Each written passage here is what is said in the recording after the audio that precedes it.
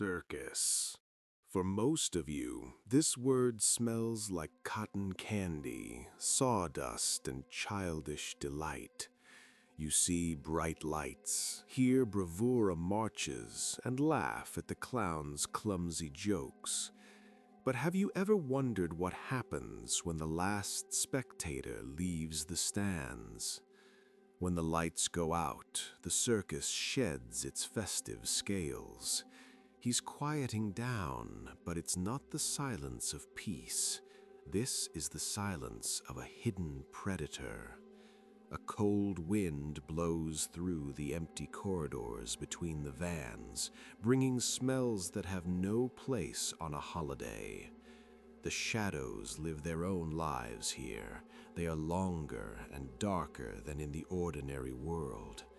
And the echo in the empty dome holds secrets that can drive anyone crazy who decides to listen. Today, I invite you backstage to a place where makeup is not just paint, but a mask that hides the true face of a nightmare. I'll tell you 3 stories that the circus director would prefer to bury with those who participated in them. Make yourself comfortable, and please don't look back. The story of one, the laughing room. The clown named Bopo was a veteran of the ring. For 30 years, he walked under the spotlight in the same oversized pants and with a painted smile that seemed more fake each year.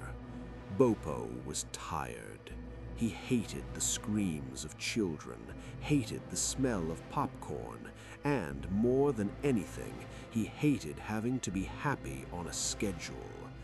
Beneath the thick layer of whitewash was the face of a man who had long forgotten what his true joy looked like. One night, the show went really badly. Bopo stumbled. His jokes were met with deathly silence, and after the performance, the director promised to fire him if the old man did not regain his spark. In search of privacy, Bopo wandered into the farthest corner of the mobile park, into the mirror maze, which everyone called the Laughing Room. It was an old attraction whose mirrors had long since faded and were covered with cobwebs. Inside, there was a smell of damp and old dust. Bopo walked through the narrow corridors, touching the cold surfaces with his fingers. He stopped in front of one of the most distorted mirrors. In its crooked surface, the clown looked pathetic, the makeup dripping with sweat and tears. The red balloon nose looked like a tumor, and the huge wig was a shapeless nest. Bopo looked at himself. In one mirror, he was ridiculously long. In another, he was flattened, and in the third, his body rippled like the surface of water. He let out a long, whistling sigh, and his shoulders sagged under the weight of years of fatigue. But something has changed in the maze. The silence became dense, tangible. Bopo suddenly realized that the sound of his own sigh was not repeated in the reflection. His doppelganger in the mirror, he didn't sigh. He continued to stand straight, looking straight at Bopo. A cold sweat broke on the clown.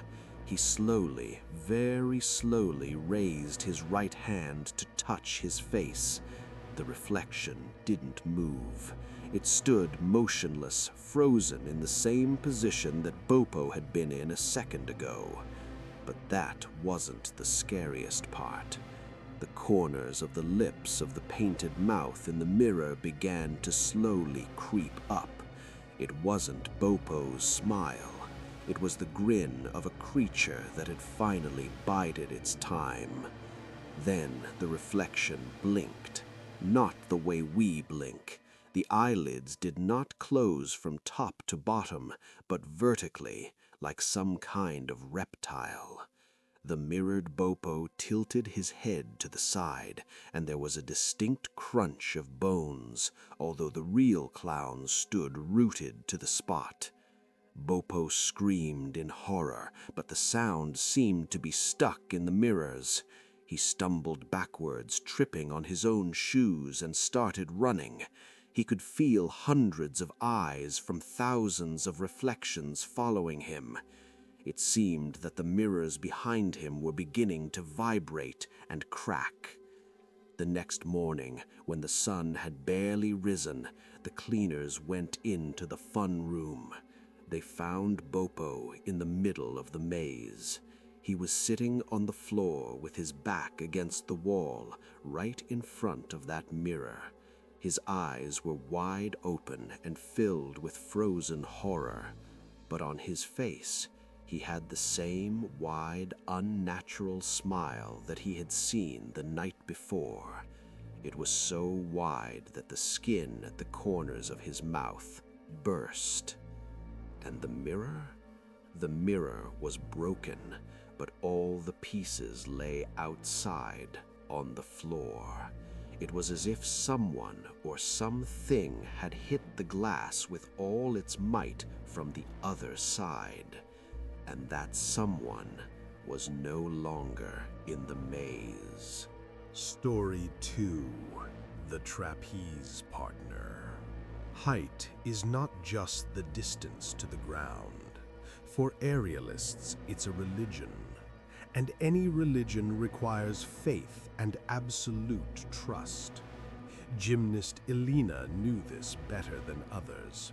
She was born under a dome, and only there, at a height of 20 meters, did she feel alive.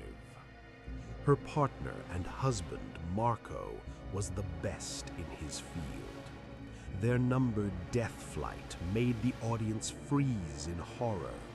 Elena let go of the trapeze, did a triple somersault in the void, and at the last moment found herself in the safe hands of Marco.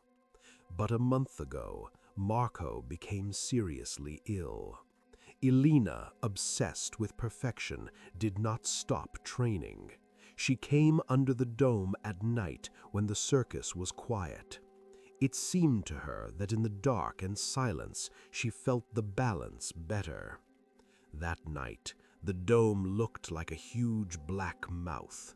The single beam of the spotlight illuminated her slender figure in white tights.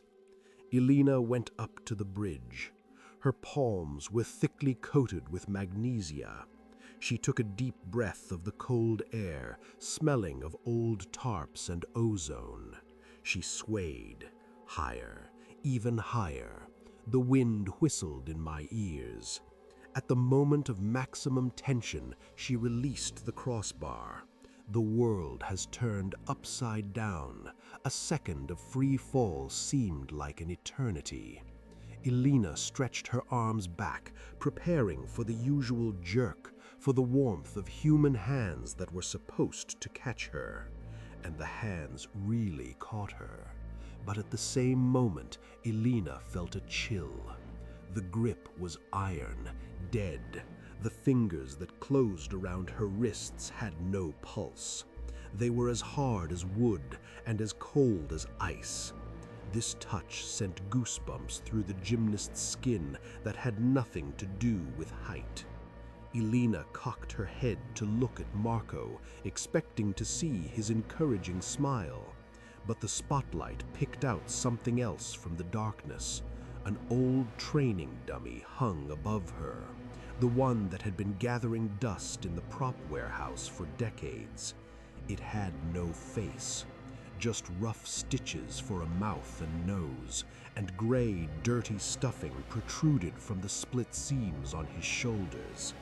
But the scariest thing were the eyes. In the midst of the rag-covered silence, eyes stared at Elena. Living, human eyes. They were wet, clouded with pain, and at the same time filled with a kind of eerie, triumphant brilliance. Elena recognized those eyes. They were Marco's eyes. The mannequin wasn't just holding her. He began to release his grip slowly, one finger at a time. Elena tried to grab his forearms, but her fingers only slid helplessly over the rotten fabric. A muffled gurgling sound, similar to an attempt to laugh, was heard from inside the mannequin. The dummy opened his fingers completely. Elena fell like a stone into the pitch blackness of the arena where there was no safety net. Her scream stopped abruptly. When the troupe came to the rehearsal in the morning, the arena was empty. Elena's body was not there, not a drop of blood on the sawdust. But high up under the dome on a trapeze, an old mannequin was quietly swinging. His rag-covered arms were folded across his chest, and his glassy eyes now looked strangely pleased. And if you looked very closely, you could see that two fresh, not yet dried human tears were frozen on his painted cheeks. Story 3. A Special Diet. Every circus has its skeletons in the closet, but in the circus of the Moretti brothers, this skeleton was quite tangible. In the farthest corner of the menagerie, behind cages with mangy lions and ever-sleepy camels, there was a huge truck. She was always covered with a heavy, oiled tarp that was never removed. A handwritten sign hung on the rusty grate. Dangerous, the man-eating tiger. Stay away. The circus director, a man with ever-shifting eyes and nervous trembling in his hands, assured everyone that the rarest Siberian tiger was kept there. But here was the strange thing. No one had ever heard a growl from this cage, not once. Leo, a young guy who got hired as a handyman, quickly noticed the oddities. The director never let the zookeepers near this cage. He fed the beast himself, and always in the dead of night when the whole camp was asleep. And, strangest of all, he never ordered meat for this cage. Instead, Leo saw the director dragging heavy black bags to the truck.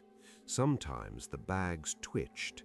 Sometimes there were sounds that Leo tried to forget, muffled sobs or the scratching of claws on plastic. Curiosity is a dangerous thing, especially in a circus. One night, when the moon had disappeared behind clouds, Leo waited until the director had gone to his room and tiptoed to the mysterious cage. The smell was unbearable up close. It wasn't the scent of an animal. It was a sweet, nauseating scent of rot mixed with the smell of cheap powder. Leo froze, listening. There was a strange, squelching sound behind the tarp. This is how a person eats who has been starving for a very long time and finally got to the food. There was the sound of bones crunching, small, thin bones breaking with a dry crack. With trembling hands, Leo lifted the edge of the heavy fabric and turned on the flashlight. A ray of light cut through the darkness inside the cage. There was no tiger there. There was a creature sitting on a pile of bloody hay in the corner. It was pale, almost transparent, with long, unnaturally elongated limbs. Its spine bulged with sharp bumps under his skin. The creature had no hair, and its face was flat, with huge black holes instead of eyes. In its long, bony fingers, with sharp, curved claws, it held what was left of the contents of the last bag. The creature froze, blinded by the light. It slowly turned its head towards Leo. His mouth, full of small, sharp teeth, stretched into a welcoming smile. "Still not enough. Brought more," it whispered, in a voice like the rustle of dry leaves. Leo recoiled, dropping the flashlight. He ran like he had never run in his life. He did not look back, even when he heard the terrible roar of tearing metal and the cracking of wooden supports behind him. The circus square was empty the next morning. There were no wagons, no tent, and no people. Only that very cage remained. The tarp was torn to shreds, and the thick iron bars were pulled outward with such force as if they had been pulled apart by a giant. The circus director never saw Leo again, just like the young Leo. They say this circus still roams small towns, and if you suddenly see an old tent and a cage covered with a tarp on the outskirts of your city, don't get too close. After all, the tiger is always hungry. The show is over. The last lamp goes out. Now you know what lies behind the bright posters. The circus is not a place for joy. It's a trap painted in all the colors of the rainbow. When you go to bed tonight, make sure your windows are tightly closed, and if you hear in the distance the sounds of an out-of-tune hurdy-gurdy or a quiet, slurping whisper under the bed, remember, the circus never leaves forever. He's just waiting for you to close your eyes. Good night, if you can sleep.